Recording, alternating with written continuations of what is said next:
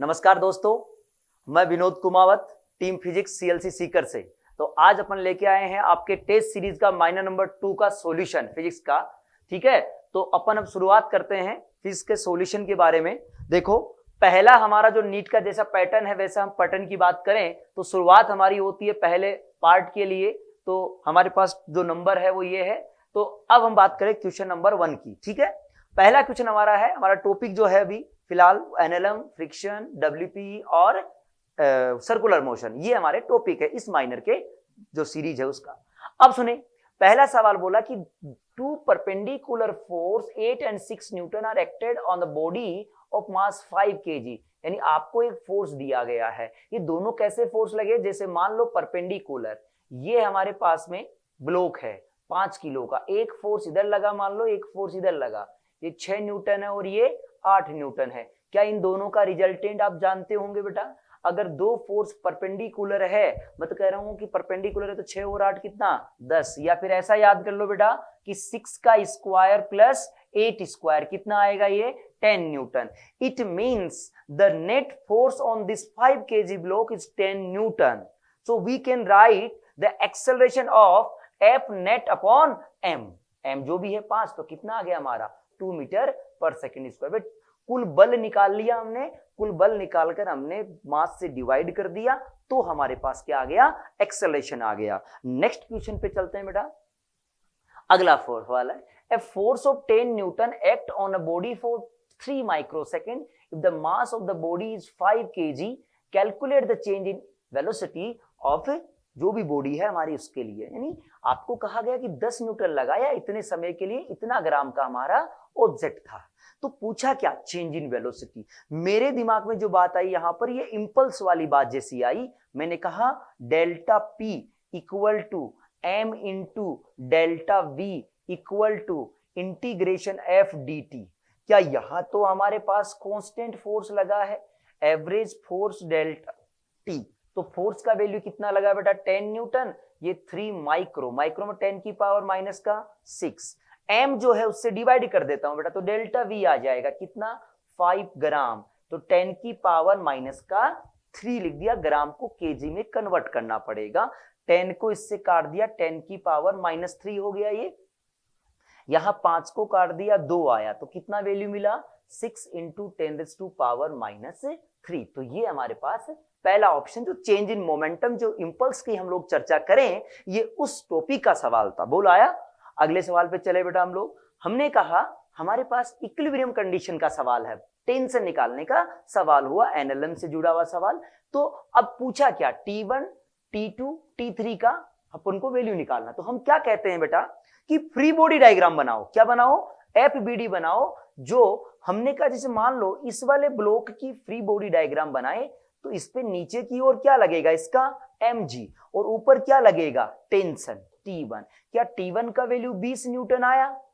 ऐसा ही बेटा 3 किलो वाले का फ्री बॉडी डायग्राम बनाओ, नीचे खुद का लगेगा 30 न्यूटन। क्या ये वाला भी तो इसको नीचे टेंशन लगवा रहा है T, तो T आएगा हमारा 30 + 20 T1, ऊपर क्या लगा ये T2, तो T1 का वैल्यू तो आया था 20, T2 का वैल्यू आया हमारा 30 + 20 50। अब इसका फ्री बॉडी डायग्राम बना लो या इसका अकेले का बना लो या पूरे का, तो T3 कितना आ जाएगा बेटा हमारे पास 100 न्यूटन। तो क्या सबका रेशियो निकाल लेंगे, 2, 5 और 10, ऐसा कोई रेशियो है क्या, 2, 5 और 10। अच्छा उल्टा बोल दिया इसने, T1, T2, T3, तो ये हमारे पास ये रहा आंसर 2, 5 और 10, सेकंड आंसर है। अगले क्वेश्चन में चलते हैं बेटा। अब का पूछा अपन को स्प्रिंग का रीडिंग, कुछ नहीं है, आप तो इसको रस्सी मान लो यार, स्ट्रिंग मान लो, एक रस्सी मान लो, रस्सी मान के सोल्व करें। ये ब्लॉक 1 किलो का, ये ब्लॉक 5 किलो का। क्या तुम लोग ए निकाल सकते हो भाई? अरे एक्सेलरेशन ऑफ द सिस्टम निकाल सकते हो यहाँ के लिए। ए कितना आ गया 50 माइनस का 10 अपॉन मास, कितना आया बेटा 40/6, इट मीन्स 20/3, ये तो ए आया। अब बता, मैंने ए निकाल लिया, तो क्या यहां पर मैं टी भी तो निकाल सकता हूं यार, क्योंकि ये टी होगा तो ये भी टी, और ये कितना होगा 2t। बोल 2t ही क्या इसका रीडिंग आएगा हमारा। तो सुन, अब नीचे कितना लगा रहे भाई 50 न्यूटन, तो हम लिखेंगे ये नीचे की ओर आ रहा है ए से तो 50 minus T equal to 5 into A हमारा 20/3। तो इस टी का वैल्यू निकालेंगे 50 माइनस 100/3 बेटा, इसको इधर ले आया, टी को उधर ले गया, एलसीएम ले लो, 150 माइनस 100 तो कितना आया 50/3 न्यूटन। आप देखो केजी वेट में आंसर दे रखा आपको, किसमें दे रखा है केजी वेट में, तो केजी वेट में आंसर निकालोगे, गड़बड़ कैसे हुआ। हाँ फिर देख लेते हैं, 50 माइनस 10 40/6 तो 20/3 आ गया हमारे पास में, ये तो ए आया हमने, हाँ सही लिखा 50/50/t, ये टी आ गया हमारा, न्यूटन में आया भाई, किसमें आया है न्यूटन में, ये ऑप्शन किसमें दिया केजी वेट में, ये तो यहां का टी आया, हमको तो 2t निकालना यार, तो 2t कितना हो गया 2 टाइम्स ऑफ दिस, ये न्यूटन में होता तो ये केजी वेट में है तो जी से डिवाइड कर दो या 10 से, तो ये 10/3 केजी वेट या KGF भी बोल सकते हैं, तो हमारा आंसर आ गया 10/3 फर्स्ट ऑप्शन। नेक्स्ट सवाल पे चलते हैं, अगला सवाल है हमारे पास में, force required to move a mass of 1 kg rest on a horizontal rough plane. बेटा घर्षण फ्रिक्शन का सवाल है हमारा, बताओ कितना किलो का ब्लॉक है हमारा 1 किलो का, इसने कहा कितना हॉरिजॉन्टल फोर्स लगाना पड़ेगा, ये म्यू कितना है हमारा 0.1, ये म्यू दिया, बताओ इधर की ओर क्या लगेगा म्यू mg। मेरे हिसाब से जो फोर्स होगा वो फ्रिक्शन से चलाने के लिए F का value greater than equal to होना चाहिए फ्रिक्शन, इसका मतलब म्यू mg से बड़ा या बराबर होना चाहिए हमारा।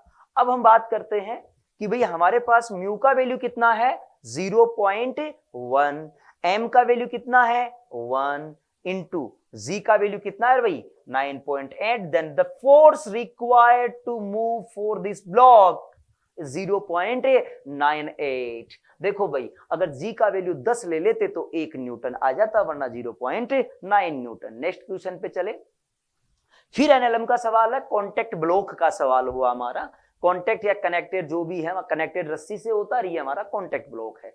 सवाल बोला 7 और 5 किलो द्रव्यमान के कण रखे गए, यहाँ कोई फ्रिक्शन नहीं है, यदि भारी कण पर 6 न्यूटन का फोर्स लगाया तो हल्के कण पर बल कितना होगा। सुने भाई, हल्के कण पे जो फोर्स पूछा है, पहली बात तो ए लिख दो भाई, ए कैसे लिखा जाता है total force, net force on the system upon total mass. क्या 1/2 आया, बोल आया कि नहीं आया, ये तो हमारा ए। अब आपको छोटे मास पर फोर्स निकालना है, क्या छोटे वाला मास भी हमारा ए से ही जाएगा, क्या नेट फोर्स एफ ए के बराबर हुआ करता है, मास 5 है, ए का वैल्यू 1/2, कितना आएगा रे भाई 2.5 न्यूटन, हमारा आंसर आ गया। बोलो क्लियर। नेक्स्ट सवाल पे चलते हैं, नेक्स्ट सवाल है 8 नंबर सवाल हमारा, देखो a block of mass 2 kg at rest on the floor, एक फ्लोर पे रुका हुआ है, the coefficient of the friction between the block and the floor is 0.54, horizontal force of 2 applied on the block. देखो बेटा इसने ऐसा कहा कि यहाँ पर ये कोई ब्लॉक रखा गया है, इसका जो मास है वो 2 किलो है, यहाँ फ्रिक्शन कोफिशिएंट है 0.54, कितना एक फोर्स लगाया हॉरिजॉन्टल में 2.8, तो ब्लॉक व फ्रिक्शन के मध्य घर्षण बल पूछा, फ्रिक्शन पूछा बेटा, जी का वैल्यू 10 लेना है। सुने मैंने इधर की ओर फ्रिक्शन लगना है भाई, सीधी सी बात है, कितना लगेगा फ्रिक्शन फोर्स, क्या म्यू एन लिखूंगा फ्रिक्शन को बेटा, म्यू इंटू एन, बताओ एन का वैल्यू किसके बराबर होगा mg के बराबर होगा, मतलब 20 न्यूटन, ये लो म्यू एन लिख दिया बेटा, तो ये हमारे पास आएगा 10.4 आ गया, 8 आ गया सॉरी 10.8 न्यूटन। सुने मतलब मेरे पास जो फ्रिक्शन फोर्स आया क्या वो अप्लाइड से ज्यादा आ गया, it means the block is in rest condition. भाई रुका हुआ है ब्लॉक, ब्लॉक चल ही नहीं रहा है, तो ये फ्रिक्शन कैसे लग सकता है, क्या ये तो अधिकतम घर्षण हुआ होगा यार, ये तो अधिकतम होता, हमारा तो ब्लॉक चला ही नहीं। इसका मतलब जब जब सवालों में फ्रिक्शन का वैल्यू बड़ा आ जाता है अप्लाइड फोर्स से, इसका मतलब जो रियल में फ्रिक्शन होता है हमारा वो किसके बराबर होता है बेटा, एफ के बराबर। ये कौन से की बात कर रहा हूं, जो मैक्सिमम फ्रिक्शन है स्टैटिक वाला। इसका मतलब आंसर क्या आ गया हमारा, जितना फोर्स आपने लगाया था उतना इस पे फ्रिक्शन लगेगा। आपने कितना लगाया, 2.8 न्यूटन। नेक्स्ट सवाल, अगला सवाल है हमारे पास, एक किसी कण पर बड़े परिमाण का बल अल्प समय के लिए आरोपित किया जाता है, जो उत्पन्न आवेग निम्न के परिमाण के बराबर होगा। अरे आवेग, इंपल्स किसे कहते हैं, चेंज इन मोमेंटम। भाई किसमें परिवर्तन के बराबर होगा, change in momentum. Second answer. Next सवाल है, फिर थ्योरी सवाल है, ये एक्शन रिएक्शन जैसा सवाल हुआ हमारा। एक हॉर्स है, वो पुल से वेगन, एक गाड़ी को लेके जा रहा, पुल कर रहा है। The force that causes the horse to move forward is the force। भाई घोड़ा चला, जैसे मान लो हम चलते हैं, तो हम पीछे की ओर फोर्स लगाते हैं हमारे, तो धरती किधर लगा कि हम पे आगे। इसका मतलब इस घोड़े पे किसने फोर्स लगाया होगा, ग्राउंड ने। तो लिख दे दो, सतह के द्वारा घोड़े पे आरोपित बल, घोड़े के द्वारा सतह पर आरोपित, घोड़ा आगे की ओर किस तरह से जाता है, सतह के द्वारा घोड़े पर आरोपित बल के कारण से आगे जाएगा। अगला सवाल, क्रिकेट बॉल, फिर इंपल्स जैसा सवाल हुआ। क्रिकेट बॉल का जो मास है वो ये, moving with speed this, collide with bat, return to the same speed with this force. बेटा सीधा फोर्स लिख दूं, change in momentum 2mv upon T या डेल्टा टी। तो 2m का वैल्यू कितना भाई, 0.25, v कितना भाई 10, टाइम कितना रे भाई 0.01। तो देखो पॉइंट से पॉइंट को काट दिया 25, और ये कितना आ गया 500 आ गया क्या, 25 2 50 और ये 0, तो 500 न्यूटन। ये हमारा सवाल हुआ।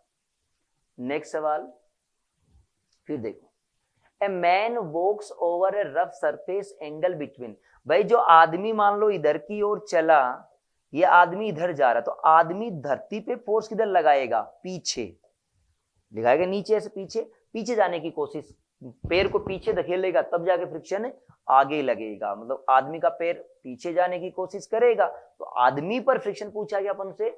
घर्षण बल तथा व्यक्ति के तत्काल वेग के मध्य कोण होगा, यानी आदमी इधर जा रहा तो घर्षण भी उधर ही होगा जिधर वो जा रहा है।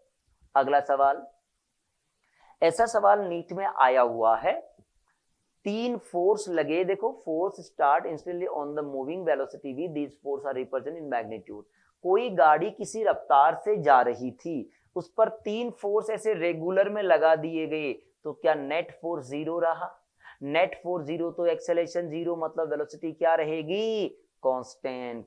वेलोसिटी रिमेनिंग अनचेंज्ड, कभी चेंज नहीं होगी, जब एक्सेलरेशन है तो कैसे चेंज होगी भाई। अगला सवाल फिर चेंज इन मोमेंटम या इंपल्स का सवाल आया बेटा। हमको दिया गया है एक्सटी ग्राफ, मैं ये कह रहा हूं चेंज इन मोमेंटम लिखोगे तो m into V final minus V initial, m का वैल्यू 0.1 kg। अब सुने कहां पर पूछा बेटा अपन से, 2 सेकंड पर इंपल्स, जस्ट इस पर देखो, ठीक t बराबर 2 सेकंड पर क्या रफ्तार चेंज हो रही है, वेलोसिटी चेंज हो रही है भाई। कैसे कि सर एक्सटी ग्राफ का स्लोप किसको बताता है, वेलोसिटी को बताता है। तो बोल क्या 2 के जस्ट बाद में जो वेलोसिटी बन जाएगी क्या वो 0 बनेगी, और जस्ट पहले स्लोप कितना था, परपेंडिकुलर अपॉन बेस निकाल लो 4/2 बेटा। ये देखो परपेंडिकुलर अपॉन बेस स्लोप यही तो होगा हमारा वेलोसिटी, तो कितना आ गया, ये 2 बचेगा माइनस का, तो माइनस का 0.2 हमारा आंसर, यानी सेकंड आंसर वो kg into metre, sorry minus का, हाँ यही है आंसर हमारा, माइनस का आएगा।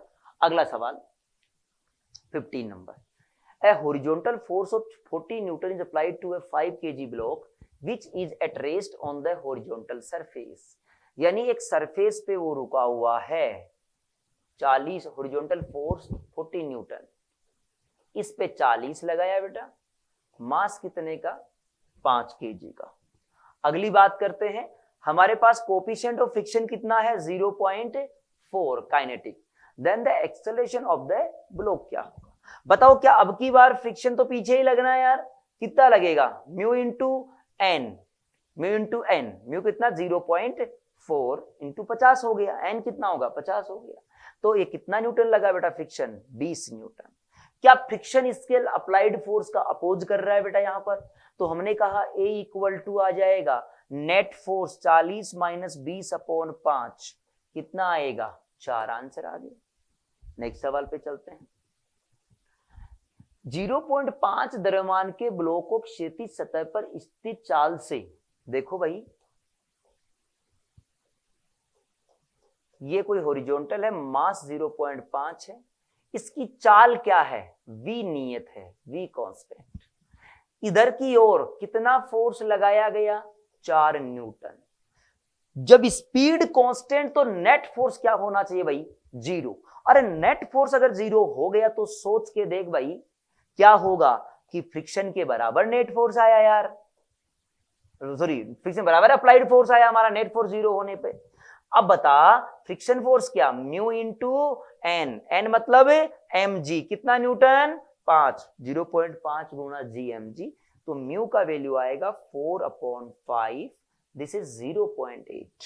नेक्स्ट क्वेश्चन, अगला सवाल, फिर इंपल्स जैसा सवाल हुआ बेटा। एक हैमर से आप मार रहे हो, उसके मोमेंटम में change, hammer having the momentum this in this second, तो पूछा क्या? Average force. अरे change in momentum upon change in time ही तो फोर्स होता है।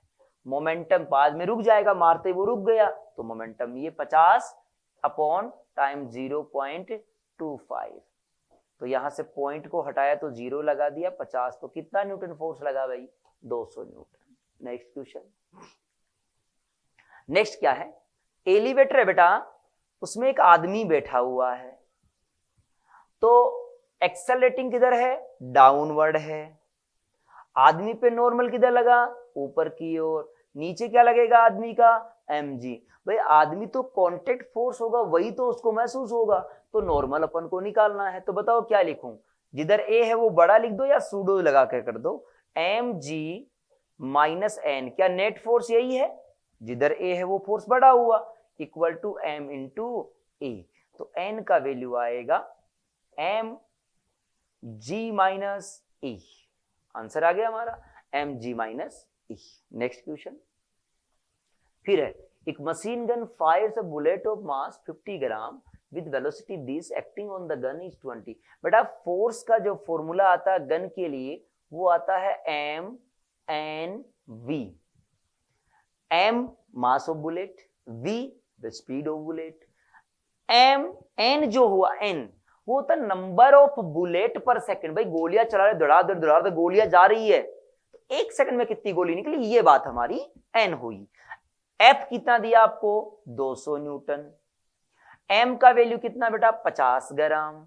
ग्राम का 10 की पावर -3। n मुझे निकालना है इंटू वेग। वेग कितना दिया बेटा?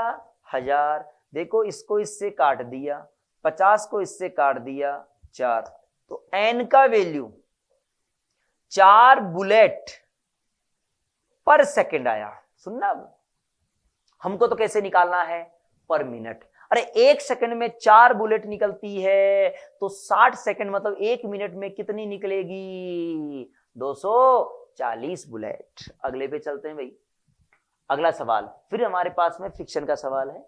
अब की बार जो है 5 किलो दिया ब्लॉक का मास, रफ हॉरिजॉन्टल सरफेस है, कोएफिशिएंट ऑफ फ्रिक्शन ये दिया, find the how much pulling force required on the body at an angle of 30 from the horizontal. यानी ये सवाल बोला बेटा, ये हमारा हॉरिजॉन्टल है, मास आपको 5 kg दिया है, हॉरिजॉन्टल से कितने पे लगाया हमने? 30 डिग्री पे। कितना फोर्स लगाना चाहिए ताकि ये चल सके? म्यू कितना दिया बेटा? 1/√3। अरे चलने के लिए बात करूं अगर, तो क्या इसको ले जाने वाला फोर्स इसका एक कंपोनेंट होगा? कौन होगा? F cos 30। क्या मैं ऐसा लिख सकता हूं? F cos 30 मतलब √3/2। अगर बड़ा है या बराबर है किसके? फ्रिक्शन के। फ्रिक्शन का मतलब म्यू एन, म्यू कितना है 1/√3। अब देख मैं एन लिखता हूं, ऊपर क्या लगेगा एफ साइन थीटा, नीचे क्या लगेगा mg, इधर क्या लगेगा n। तो n का वैल्यू क्या आएगा mg 50 माइनस f साइन 30 मतलब f/2। इसका सॉल्यूशन करें बेटा हम लोग। देखो मैं एक काम करता हूं, इसको इक्वल टू वाली कंडीशन लेके चल लेते हैं। इस √3 को इधर ले आओ बेटा, तो हो जाएगा 3/2f equal to √3 50 minus f/2, तो इधर ले आऊंगा बेटा f/2 हो गया हमारा इक्वल टू 50। तो ये 1.5 और 0.5 2f हो गया बेटा 50 के बराबर। तो f किसके बराबर आ गया 25। कम से कम इतना तो चाहिए ही चाहिए ही, इससे कम होगा तो फिर वो नहीं चलेगा हमारे पास। अगला देखो, फिर हमारे पास इसको आप स्प्रिंग के सवाल भी कह सकते हो। ये बोल रहा है ए और बी दोनों का एक्सेलेरेशन चाहिए। एक बात सोचो, जब इसको काट रहे हैं तो काटते ही जो नीचे वाला ब्लॉक है उस पे क्या लगेगा mg, ये नीचे की ओर गिरेगा और कोई फोर्स ही नहीं है। मैं तो कह दूं इसका एक्सेलेरेशन किसके बराबर होगा बेटा g के बराबर। जो ब्लॉक b है उसका एक्सेलेरेशन तो g होगा, ये बात 100%। अगले पे चलते हैं बेटा। अगला जो ब्लॉक है ये वाला, इसका फ्री बॉडी डायग्राम बनाते हैं। नीचे खुद का क्या लगेगा बेटा ए वाले का mg लगेगा। ये तो काट ही दिया तो यहां तो टेंशन तो कुछ रहेगा नहीं। अब सोच ऊपर क्या लगेगा बेटा, ऊपर तो kx लगेगा। अब सुनो, जैसे ही आपने रस्सी को काट दिया, क्या काटने के तुरंत बाद में इसमें जो एक्सटेंशन था, जो प्रसार हो रखा था, प्रसार मतलब जो kx आ रखा था, काटने के तुरंत बाद वो चेंज नहीं होता, धीरे धीरे चेंज होता नहीं यार। वो तो एट दैट इंस्टेंट तो वो का वो रहेगा। तो उस समय वो किसके बराबर रहा होगा काटने के तुरंत बाद, जितना काटने के तुरंत पहले था। तुरंत पहले कितना था 3 mg, तो ये 3 mg। अब बताओ ए निकाल सकते हो इसका बेटा, 3 mg minus 2 mg upon total mass कितना है इसका 2m। कितना आंसर आया g/2, किधर की ओर ऊपर। तो ए का तो आया g/2 ऊपर, बी का आया g हमारा नीचे। तो ये हमारा आंसर। नेक्स्ट सवाल फिर है rate of mass of gas emitted from the rocket. Rocket propulsion का सवाल हुआ बेटा। 0 पॉइंट यानी आपको गिवन क्या है बेटा, जो द्रव्यमान में परिवर्तन की दर है वो 0.1 किलोग्राम पर सेकंड है। यदि गैस रॉकेट के सापेक्ष यानी Vr दिया गया आपको 50, रॉकेट का द्रव्यमान 2 किलो दिया है, रॉकेट का त्वरण क्या होगा। तो बेटा हम लोग लिखेंगे V dm/dt equal to F। भाई ग्रेविटी की कोई चर्चा ही नहीं है तो हम क्या बात करें ग्रेविटी के लिए ना। तो V कितना दिया अपन को 50 इंटू हमारे पास dm/dt कितना 0.1, तो कितना न्यूटन आ गया 5 न्यूटन। अरे F/m कितना होता है भाई, एक्सेलरेशन कितना आएगा 2.5, तो 2.5 हमारा तीसरा आंसर। नेक्स्ट सवाल पे चलते हैं। देखें यहां पर एक 100 किलो का है बेटा, ये 100 किलो और ब्लॉक बी है वो 200 किलो का। F लगाया, coefficient of friction between A and B यहां 0.2 and between B and ground 0.3। Minimum कितना लगाए कि ये ब्लॉक चलने लग जाए। अरे भाई चलेगा, तो इधर F लगाएंगे तो इधर क्या लगेगा, ऊपर के कारण से ये वाला फ्रिक्शन लगेगा, वो आएगा म्यू इंटू एन। एन कितना ऊपर वाले ब्लॉक का 100,000 हो गया क्या बेटा, इसका एन लगेगा ना यहाँ, तो देख इसका तो नीचे 100 × ऊपर एन, तो ये हो गया म्यू एन। एक इधर भी लगेगा आगे जाएगा तो वो म्यू कितना 0.3, एन कितना ये 2000। मतलब ये तो हो गया 600 हो गया क्या, 3 × 2 600, ये हो गया आपके पास कितना 200 हुआ क्या 1000 और ये 200 हो गया। अब सवाल क्या पूछा हमसे कि F दिया गया, ये 100 किलो का है, ए तो और बी हमारा 200 किलो का वोल्ट से बांधा गया है। The coefficient of friction between A and B is 0.2। A B के 0.2 मतलब ये 100,000 का हो गया 200 न्यूटन, और यहाँ 200, सॉरी यहाँ गड़बड़ कर दिया, यहाँ 200 किलो, तो यहाँ कितना न्यूटन, यहाँ नॉर्मल कितने का लगेगा भाई, यहाँ देखो नॉर्मल, क्या इसका भी लगेगा, इसका भी लगेगा नॉर्मल, तो भाई यानी 100 किलो और 200 300 किलो का नॉर्मल लगेगा, मतलब 3000 लगेगा। ये कितना आएगा 900। अब 900 और ये 200 फ्रिक्शन कितना हो गया 1100। कम से कम आपको 1100 न्यूटन तो फ्रिक्शन है, फोर्स चाहिए ही चाहिए, अन्यथा वो नहीं चलेगा। अगला सवाल, एक सड़क पे बंकन नहीं है तथा घर्षण गुणांक 0.8 है, तो त्रिज्या 8 मीटर की वर्तीय सड़क पर गाड़ी के बिना मुड़ने के लिए अधिकतम चाल, बेटा v equal to √ of mu into R into G. v चाहिए अपन को, म्यू का वैल्यू 0.8, त्रिज्या 8, g 10, तो कितना आ गया 8 आ गया। अगला सवाल, फिर देखो स्टेटमेंट का सवाल है हमारा, थोड़ा सा थ्योरी सवाल है। क्या बोला गया, in the case of circular motion particle centripetal force में be balanced by the centrifugal. नहीं रे भाई, बैलेंस थोड़ी होता है यार सर्कुलर मोशन में। अरे बैलेंस होता तो फिर वो सर्कुलर कैसे करता भाई, बैलेंस होने का मतलब क्या हुआ कि नेट फोर्स 0, फिर तो कैसे वो बैलेंस होएगा यार, ये गलत बात। फिर बोला in the non inertial reference frame centrifugal force also consider, ये हम लोग कंसिडर कर सकते हैं नॉन इनर्शियल में। अगला, the inertial reference frame centrifugal force is real force. नहीं भाई, रियल थोड़ी होता है यार सूडो फोर्स हमारा, सूडो हमारा सेंट्रीफ्यूगल, जैसे सर्कुलर मोशन हुई हमारी, उसमें जो बाहर लगता है बेटा, जिसको हम लोग कई बार mv²/r से लिखते हैं, क्या ये रियल फोर्स है? नहीं रे भाई, अगर रियल होता तो सोच के देख यार, हम कहते हैं t बराबर इसके है, तो क्या नेट फोर्स 0 नहीं हो जाता क्या यार? हो जाता। जबकि नेट फोर्स 0 होता फिर सर्कुलर नहीं होती, इसका मतलब ये गलत बात है। Centrifugal force is always real, नहीं। तो आंसर कौन सा सही हुआ हमारा? दूसरा, ये नॉन इनर्शियल फ्रेम में हमारा लगाया जाता है। फिर थ्योरी सवाल है कि किसी कण पर नियत परिमाण का बल हमेशा वेग के लंबवत, ये वेलोसिटी है और यहां हमेशा mg लग रहा है, mg नहीं मतलब कोई फोर्स लग रहा है, सोई तो ऐसे ही घूमेगा बेटा, हर जगह परपेंडिकुलर, तो तब तो ऐसा ही हो सकता है सर्कुलर मोशन हो रही है बेटा। क्या वो वेलोसिटी की केवल डायरेक्शन चेंज करेगा? वेलोसिटी का मैग्नीट्यूड चेंज नहीं करेगा। वेलोसिटी का मैग्नीट्यूड, परिमाण कौन चेंज करता है वेग का बेटा? जो स्पर्श रेखीय ft होता है वो, यहां तो fc का काम होएगा, मतलब सर्कुलर मोशन होगी। क्या वेग नियत? नहीं, दिशा बदल जाती है। क्या इसका त्वरण नियत होगा? नहीं। क्यों नहीं है? तो क्योंकि हर बार दिशा बदलेगी बेटा।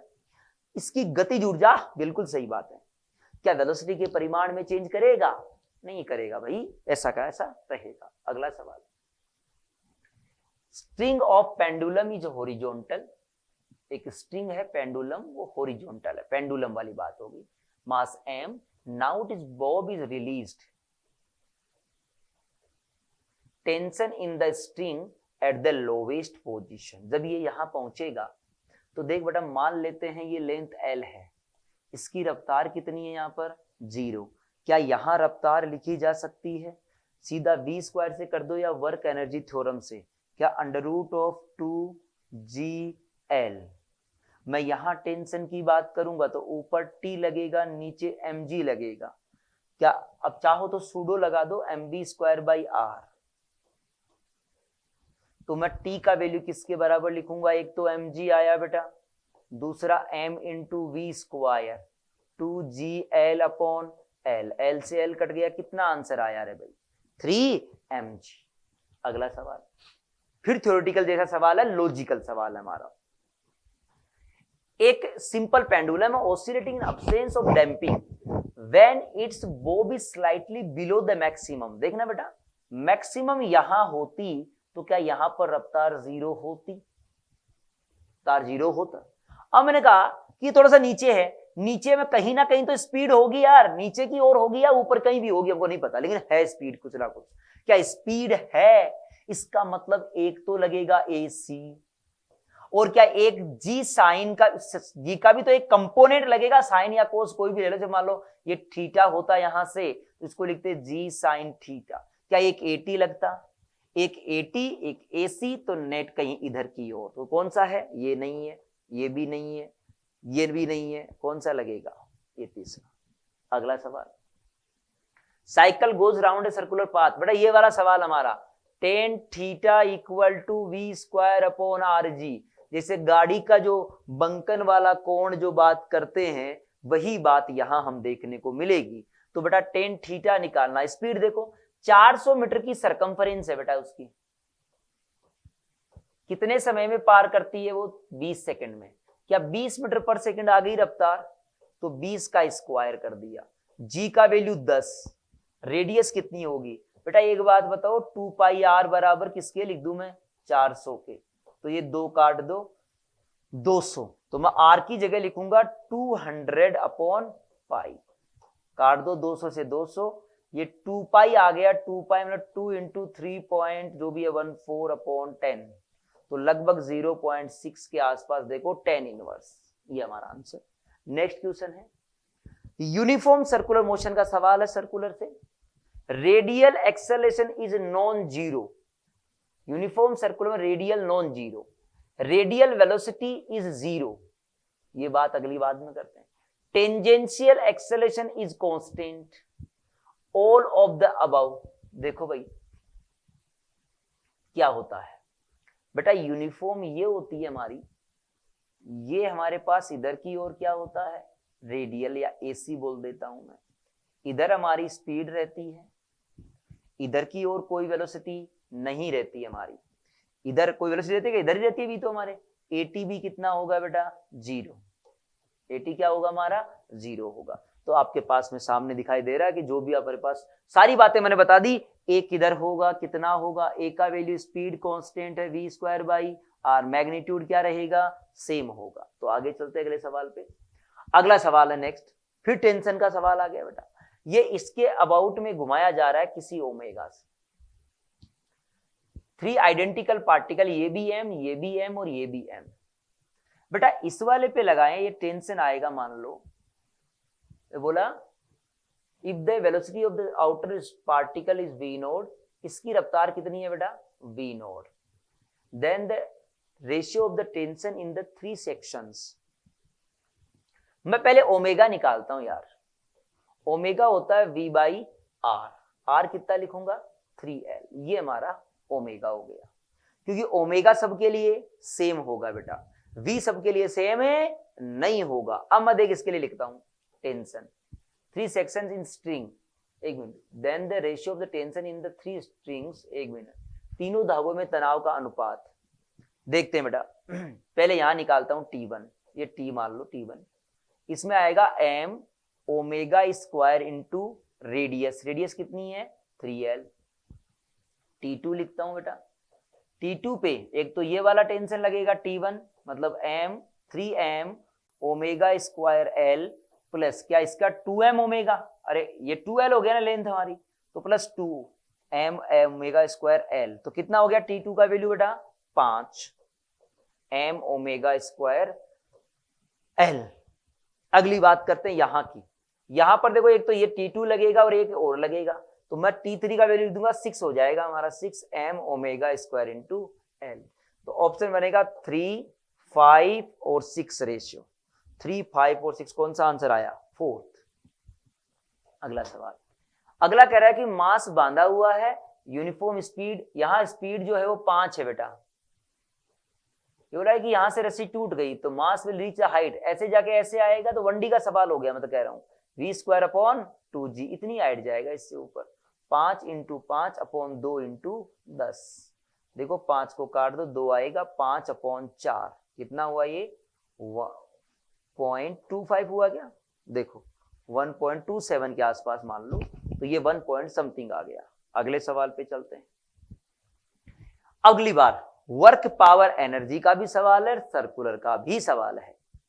इसमें दे रखा आपको ये कौन सा फोर्स है बेटा, Fc। बताओ Fc को आप क्या जानते हो, mv square by R equal to क्या दिया आपको, के अपॉन आर स्क्वायर। कई कहते सर आपने माइनस नहीं लगाया।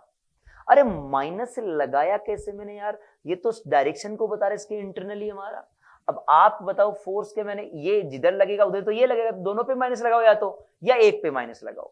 एक आर से एक आर कट गया, 2 से डिवाइड करो बेटा, क्या बनेगा mv square by R by 2 equal to K upon 2r। ये हमारा क्या मिल गया, काइनेटिक एनर्जी। एक काम हो गया हमारा।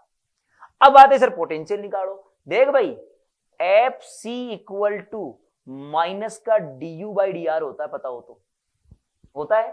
तो हम क्या करेंगे, डी निकालेंगे, माइनस का F C into D R, minus से माइनस कैंसिल हो जाएगा, इसका इंटीग्रेशन करो बेटा, आंसर मिलेगा माइनस का के बाई आर। यानी पोटेंशियल एनर्जी मिली तो ये, काइनेटिक मिली तो ये, तो टोटल कितनी मिल गई 1/2 माइनस 1, समझो आप तो कितना मिलेगा माइनस का 1/2 यानी के बाई 2r। कौन सा ऑप्शन है, पहला ऑप्शन। अगले पे चलते हैं। Centripetal is the acceleration is centripetal constant vector होता है, कह रहे कभी हो ही नहीं सकता यार, क्योंकि कांस्टेंट मैग्नीट्यूड तो फिर भी होता तो काम चल जाता, हम लिख सकते थे, हो सकता है कांस्टेंट मैग्नीट्यूड, पर डायरेक्शन कभी कांस्टेंट नहीं होती। क्या कांस्टेंट स्केलर नहीं होता, ऐसा कोई जरूरी। A magnitude changing vector not a constant vector. भाई ये हमारे पास एक होगा कि नोट ए कांस्टेंट वेक्टर, ये कांस्टेंट सदिश नहीं होता है। ये कह रहा है कि मैग्नीट्यूड चेंजिंग ही होता है क्या, नहीं नहीं भाई, दोनों डायरेक्शन भी चेंज करता है और मैग्नीट्यूड भी, इसका कांस्टेंट होता ही नहीं है ये कभी। ये हमारे पास आंसर। अगला question, position of 4 kilo particle x ये दिया गया, वर्क डन निकालना है 2 सेकंड में। तो बेटा देखो work done due to all the forces equal to K final minus K initial. बेटा सुने, मैं इससे वेलोसिटी निकाल लूं, वेलोसिटी निकालता हूं, देख बेटा कितनी आती है 6t + 2। समय 0 पर वेलोसिटी कितनी होती है बेटा, 2 मीटर पर सेकंड होती है। समय 0 पे 2 मीटर पर सेकंड वेलोसिटी होती है हमारी। समय t बराबर 2 पे, तो वेलोसिटी देखो 2 रखो, 12 और 2 14 मीटर पर सेकंड आ गया। आंसर लिखेंगे 1/2 m हमारा 4 किलो, फाइनल रफ्तार 14 का स्क्वायर माइनस 2 का स्क्वायर।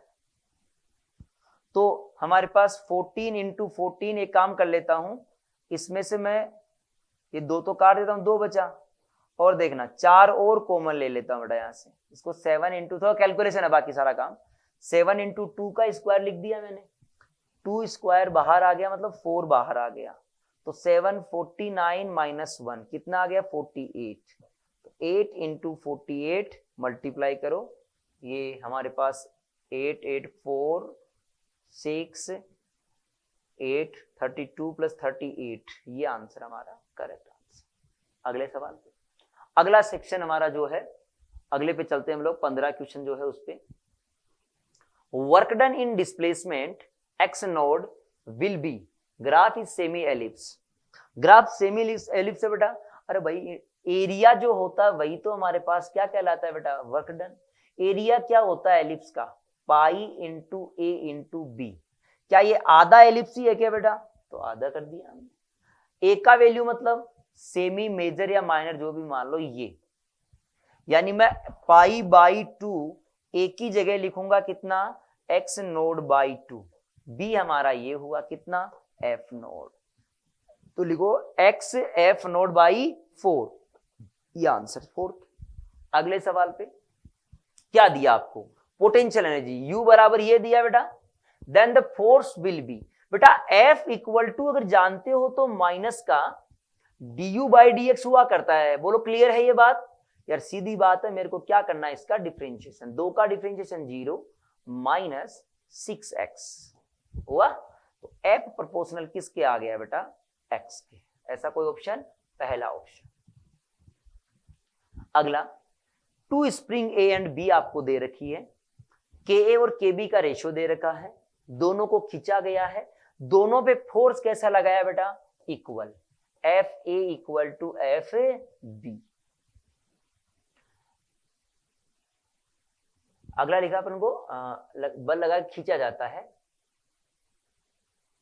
दो स्प्रिंग ए तथा बी के चारों सिरों पर समान परिमाण के बल लगाकर खींचा जाते हैं। यदि ए में संचित ऊर्जा ई है तो बी में संचित ऊर्जा क्या होगी। अब हमने कहा कि भाई एफ को लिखेंगे के ए एक्स ए, के बी एक्स बी। ठीक, यहां से के ए की जगह 2 के बी लिख दो बेटा यहां, तो के बी से के बी बटे कटेगा, के ए एक्स ए अपॉन एक्स बी का वैल्यू आ जाएगा 1/2। अब अगर ऐसा बोला ए में स्टोर्ड एनर्जी हाफ ऑफ के ए इंटू एक्स ए, इसका वैल्यू किसके बराबर है हमारा, ई के बराबर। बी में पूछा 1/2 के ए के बी इंटू एक्स बी। मैं क्या करता हूं, के बी का वैल्यू रख देता हूं बेटा यहां पर, क्या लिखूंगा, के ए अपॉन 2 यहां से लिख दो। ऐसे ही एक्स बी का वैल्यू देखो, यहां से एक्स बी का यहां से वैल्यू निकालो, इधर ले आओ एक्स बी को, क्या हो जाएगा 2x से, तो हो जाएगा 1/2 के ए अपॉन 2 और ये आ जाएगा 2 इंटू एक्स ए स्क्वायर, मतलब ये 2 से 2 कटेगा, ये तो पुराने वाला बन गया हमारा ई। तो अब हमारे पास कितनी एनर्जी होगी बेटा 2E, तो नई एनर्जी होगी हमारी 2E। ये 4 टाइम्स यहाँ नहीं है, चारों सिरे नहीं है, समान परिमाण के बल लगाकर खींचा जाता है तो संचित ऊर्जा, ये थोड़ा सा अलग है ना। ठीक, अगले सवाल पे चलते हैं। A man pushes a ball and fails to displace it. ये धक्का मारे दीवार के और ये हिला नहीं पा रहा दीवार, इस स्थिति में उससे ऋणात्मक कार्य कोई कार्य नहीं होगा, उसने कोई कार्य, जब डिस्प्लेसमेंट 0 तो कोई कार्य भी नहीं होगा। अगले सवाल पे चलें। एक फोर्स दिया है, डिस्प्लेसमेंट दिया है ये, और वर्क डन 0। बेटा जब वर्क 0 है तो सीधी सी बात कहेंगे एफ डॉट dx जो होगा या एस जो होगा वो भी 0। दोनों का डॉट प्रोडक्ट करो, 2 6 और 2 12, फिर 2 और 3 -6, फिर माइनस का 2x हो गया, क्या ये देखो मल्टीप्लाई किया, सॉरी 3x हो गया, 3x इक्वल टू 0। 6 को उधर ले जाऊंगा तो x का वैल्यू कितना आ जाएगा 2 के बराबर, तो ये हमारा आंसर। नेक्स्ट क्वेश्चन,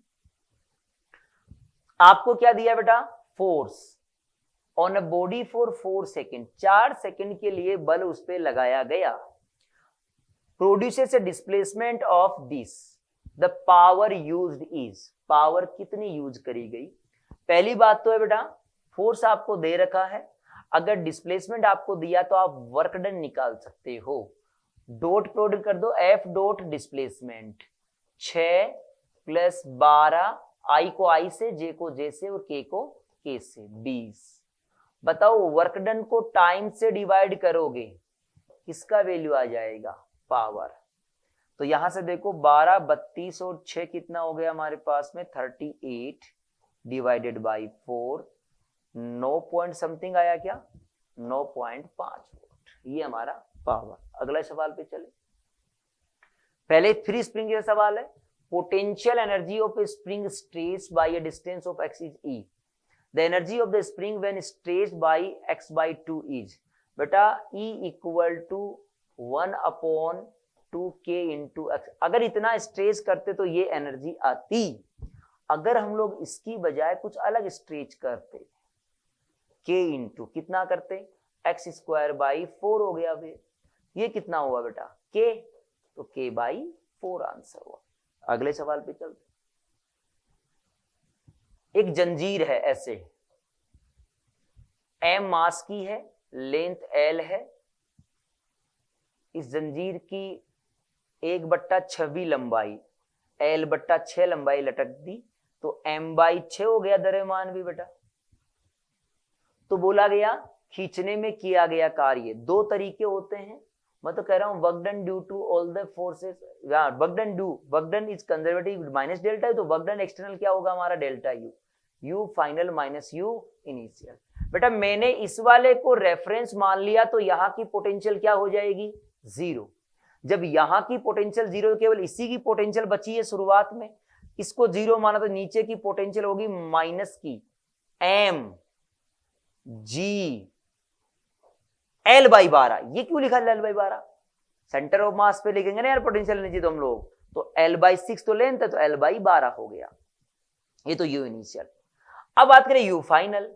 बताओ यू फाइनल कितना हो जाएगा? 0। जब इस पूरी जंजीर को ऊपर ले आओगे तो रेफरेंस के बराबर, तो वर्क डन कितना हो जाएगा? वर्क डन नेगेटिव का इसके बराबर ही हो जाएगा, तो M G L upon 6 into 12 है, कितना होगा? 72। पहला आंसर। Work done is equal to delta U. ये एक्सटर्नल केवल यही काम हो रहा है। तो अगला सवाल, ये बंकन का सवाल हुआ फ्रिक्शन और बैंकिंग के लिए। बेटा हमारे पास ऐसा हुआ, ये कोई थीटा एंगल है, गाड़ी यहां जा रही थी, तो आप ऐसा लगाते हो, यहाँ फ्रिक्शन लगेगा, यहाँ mv स्क्वायर r को शो करेंगे हम लोग, इधर नॉर्मल लगेगा, इधर की ओर mg लगेगा। तो यहां से हम लोग सोल्व करते हैं कि स्पीड क्या आती है। तो बड़ा स्पीड जो होती है हमारी वो लेस देन इक्वल टू आती है R G mu plus tan theta upon 1 minus mu tan theta. ये हमारी फिक्स स्पीड, ये मैक्सिमम। अगर मिनिमम होती तो यहां माइनस यहां प्लस हो जाता हमारा, ठीक है, उसमें टेन थीटा माइनस म्यू होता है। अगला सवाल, अगला सवाल है 45। एंगुलर स्पीड पूछी है second needle in A mechanical watch. बेटा मैकेनिकल वॉच में एंगुलर स्पीड ओमेगा। बताओ पूरा साइकिल कितना एंगल घूमता है? Theta upon time. कितना टाइम लगाती है घड़ी? 60 सेकंड लगाती है, सेकंड वाली घड़ी। तो कितना आया? Pi upon 30। तो ये हमारा आंसर। अगला सवाल है, सारी बातें पूछिए। Which of the following statement is not correct? गलत कौन सा है? सुनना, ऐसे घूम रहा है ऑब्जेक्ट, ओमेगा किधर की ओर होगा बेटा? मान लो बाहर हुआ ओमेगा, यहां v देखेगा तो इधर कहीं होगा, यहां AC देखेगा तो इधर कहीं होगा। यही बातें हो रही है। पहला है ओमेगा AC के परपेंडिकुलर है, बिल्कुल सही बात है। ओमेगा बाहर या अंदर होगा तो AC तो इधर ही होगा बेटा, तो सही बात है। ओमेगा परपेंडिकुलर टू अल्फा, ये बात गलत होगी रे भाई। अरे अल्फा तो वही होगा जो ओमेगा को बढ़ाएगा या घटाएगा, वो भी तो एक्सियल वेक्टर होगा। ओमेगा जिधर है उधर ही हमारा, या तो अल्फा उधर होगा या हमारा क्रॉस में होगा अल्फा। ये गलत बात है हमारी। ओमेगा परपेंडिकुलर टू वी, देखो सही बात है। वी परपेंडिकुलर टू AC, ये भी सही बात है। कौन सा आंसर हुआ हमारा? दूसरा। एक पहिया विराम अवस्था से शुरू होता है बेटा, ओमेगा बराबर 0। इसका कोणीय वेग एक समान रूप से बढ़ता है, 5 सेकंड पश्चात 80 रेडियन पर सेकंड हो जाता है बेटा। तो मतलब ये हुआ हमारे पास में omega final equal to omega initial plus alpha into T. Initial 0 दिया है बेटा, omega final radian per second हो गया हमारा। रेडियन पर सेकंड मतलब कितना? 80 इक्वल टू अल्फा मुझे पता नहीं कितने समय हुआ बेटा? 5 में। तो अल्फा का वैल्यू कितना आया? 16। अल्फा निकाल लिया। अब क्या निकालना आपको? थीटा।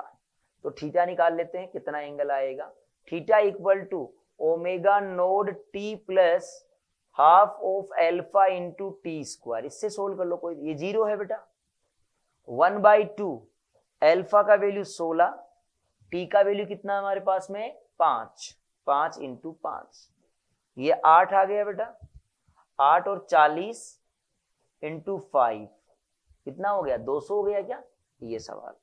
अगला सवाल है कि एक कण वृत्तीय कक्षा में दूरी r की व्युत्क्रमानुपाती केंद्रीय आकर्षण बल के प्रभाव में गति करता है। बल प्रोपोर्शनल टू 1/r। दूरी r के व्युत्क्रमानुपाती केंद्रीय आकर्षण बल के प्रभाव, कण की चाल होगी mv स्क्वायर अपॉन r। क्या r से r कट गया बेटा? हमने कहा v प्रोपोर्शनल, तो डिपेंड ही नहीं किया r पे भाई, तो इनडिपेंडेंट टू द r। कौन सा आंसर हुआ बेटा? सेकेंड। नेक्स्ट क्वेश्चन पे चलते हैं 49। सवाल क्या बोला? A rod of banked at an angle of theta to the horizontal for the negotiating a curve of radius this, a what velocity will the car experience no friction?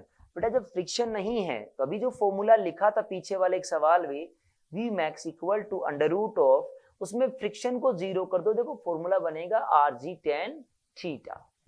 किसका value चाहिए? v का, under root r कितना दिया अपन को, ये रहा 10 root 3, g कितना हमारा 10 इंटू 10 कितना है 30 डिग्री, 10 30 कितना 1 बाई रूट 3, तो रूट 3 से रूट 3 कट गया बेटा। आंसर कितना आया 10 मीटर पर सेकेंड। अगर किलोमीटर में निकालते हो तो 18 बाई 5, तो कितना हो गया 36, ये आंसर हुआ। आखिरी क्वेश्चन हमारा देखो, थ्योरेटिकल जैसा भी है, न्यूमेरिकल जैसी बात भी है। एक रस्सी को बांधा हुआ है एक end of string of length, बेटा एक लेंथ है जिसकी मीटर, ये 1 मीटर की लेंथ है उसकी। If the stone makes an 22 revolution in 44 second, यानी 22 साइकिल चक्कर प्रति 44 सेकेंड, 44 सेकेंड मतलब 1/2 रिवोल्यूशन पर सेकेंड, ये फ्रीक्वेंसी आई है बेटा। अगर ओमेगा निकालना पड़ता तो 2 पाई इंटू एफ होता, तो 2 पाई इंटू एफ मतलब कितना आता पाई, ओमेगा पाई आ गया। What is the magnitude and direction of the acceleration of the stone?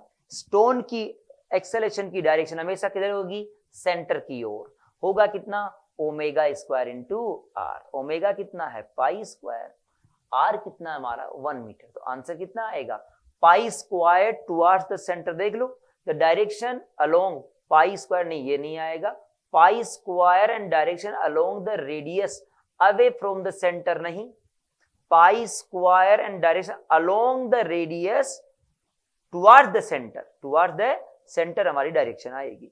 ये क्या बोला डायरेक्शन अलोंग द टेंजेंट, ये गलत बात है, तो तीसरा आंसर हमारा सही हो गया। ये हमारे पास हमारा पेपर था, तो धन्यवाद सभी को।